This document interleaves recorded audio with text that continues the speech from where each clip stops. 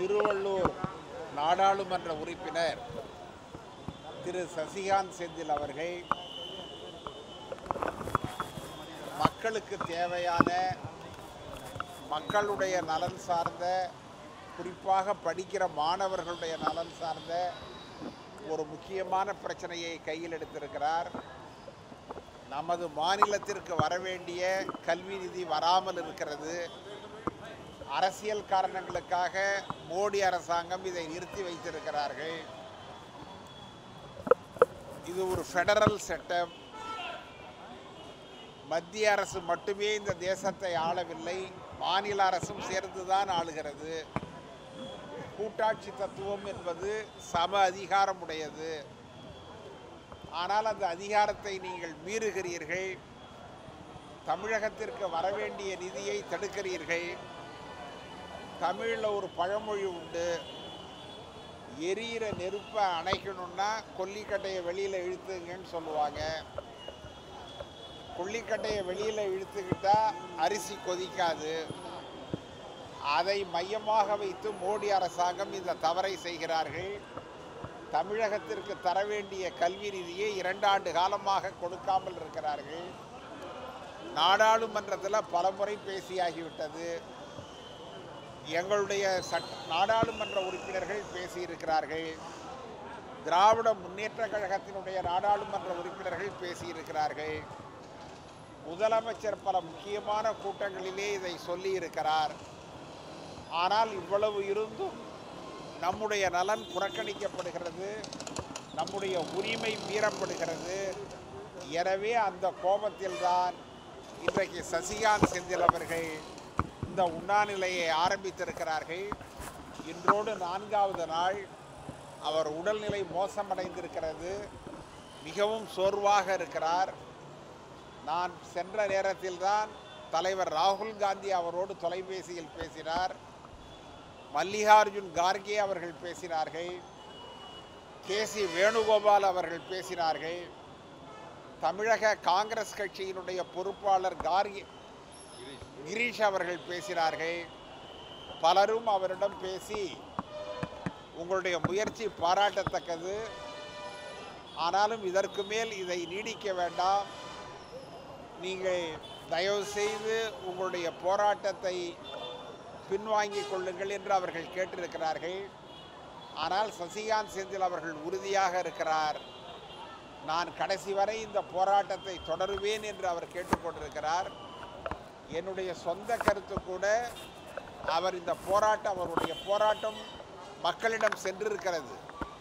தமிழகத்தில் மட்டுமல்ல, இந்தியாவில் கூட முக்கியமான ஊடகங்கள் எல்லாம் இந்த செய்தியை பரப்பியிருக்கிறார்கள். ஒரு நல்ல நோக்கம், மக்களிடம் அது எடுபட்டு இருக்கிறது, சென்று சேர்ந்திருக்கிறது. எனவே அவர் தன்னுடைய போராட்டத்தை கைவிட்டு விடலாம் என்பது என்னுடைய கருத்து. நானும் அதை சொன்னேன். ஆனால் தோழர் சசிகாந்த் அவர்கள் மிக உறுதியாக இருக்கிறார். திரும்பவும் இன்று மாலை காங்கிரஸ் தலைவர்கள் அவரோடு பேச இருக்கிறார்கள். பேசிய பிறகு ஒரு முடிவிற்கு வரும்.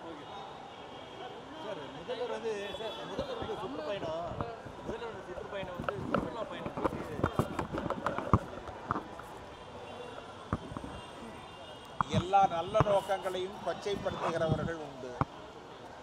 எனவே இதற்கெல்லாம் பதில் சொல்ல வேண்டிய அவசியமே இல்லை. முதலமைச்சர் தன்னால் முடிந்ததை செய்கிறார். இந்த மாநிலம் தொழில்துறையில் வளர வேண்டும் என்று விரும்புகிறார்.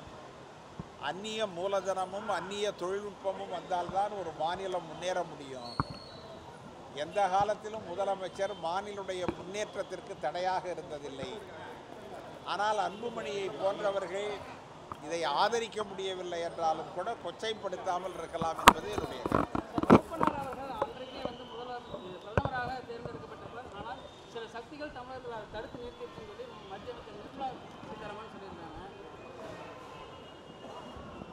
நிர்மலா சீதாராமனோ பாரதிய ஜனதா கட்சியோ தலைவர் மூப்பனாரை பற்றி பேசுவதற்கு எந்த அருகதையும் இல்லாதவர்கள். அவர்கள் இதை பற்றி பேச வேண்டிய அவசியம் இல்லை. மூப்பனார் மீது அளவிடற்கரிய பற்று வைத்திருக்கிற நாங்களோ அல்லது காங்கிரஸ் கட்சியோ இதை பற்றி நாங்கள் எந்த விதமான கருத்தையும் சொல்லவில்லை. அது 15 ஆண்டுகளுக்கு முன்பு நடந்த விஷயம்.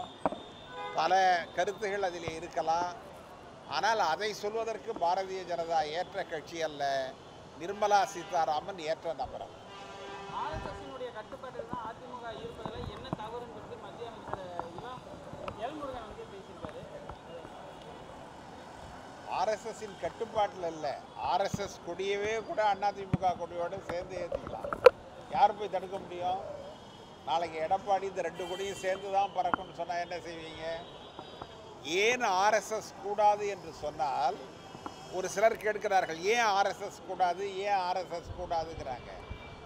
ஆர்எஸ்எஸ் ஏன் கூடாதுன்னு சொன்னால், ஆர்எஸ்எஸ் மக்களை ஜாதி ரீதியாக பிரிக்கிறது, மத ரீதியாக பிரிக்கிறது.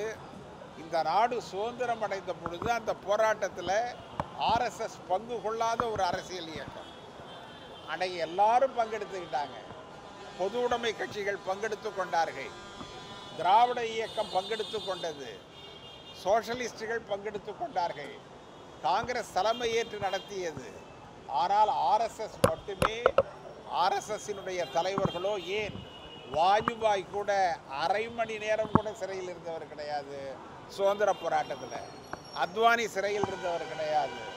மோடி இருந்தவர் கிடையாது. அமித்ஷா இருந்தவர் கிடையாது. எனவே தான் நாங்கள் சொல்லுகிறோம், இந்த தேசத்தினுடைய சுதந்திர போராட்டத்தில் கூட பங்கெடுத்து கொள்ளாத ஒரு எதிர் சக்திகள் அவர்கள். எனவே ஆர்எஸ்எஸ்ஸை மக்கள் வெறுக்கிறார்கள், மக்கள் ஒதுக்கி வைக்கிறார்கள்.